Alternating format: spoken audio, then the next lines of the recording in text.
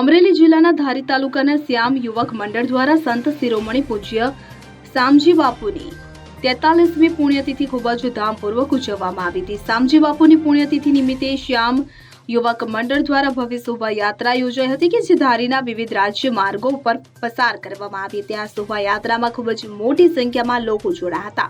શ્યામ યુવક મંડળ દ્વારા કાર્યક્રમમાં હાજર રહેનાર તમામ લોકો માટે ભોજનની પણ વ્યવસ્થા કરવામાં આવી હતી। કાર્યક્રમ અંતર્ગત પ્રતિષ્ઠિત નાગરિકોનું સન્માન પણ કરવામાં આવ્યું હતું।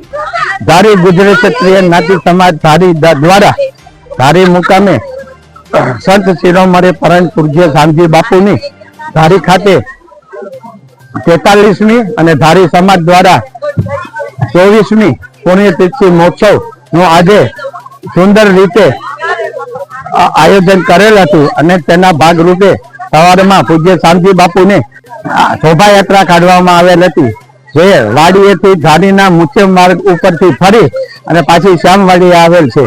ત્યારબાદ અમે ધર્મસભાનું આયોજન દર વખતે કરીએ છીએ। તો આ ધર્મસભાની અંદર અમારે નવા 7 તિથિના દાતા આજે ભાવ પ્રગટ કરેલ છે તથા રોકડ અને ગાદલાનું અનુદાન પણ ખૂબ જ આવેલ છે। તો દર વર્ષે આવીને આવી ભાવ અને ભાવપૂર્ણ અમે તિથિ ઉજવીએ છીએ અને શામજી બાપુના અમારા સમાજ ઉપર અવિરત આશીર્વાદ રહે એવી અમે શામજી બાપુના ચરણોમાં પ્રાર્થના કરીએ છીએ। મેહુલ ત્રિવેદી સાથે CN24 ન્યૂઝ અમરેલી। હવે જુઓ દેશ દુનિયાની તમામ ખબરો તમારી આંગળીના ટેરવે।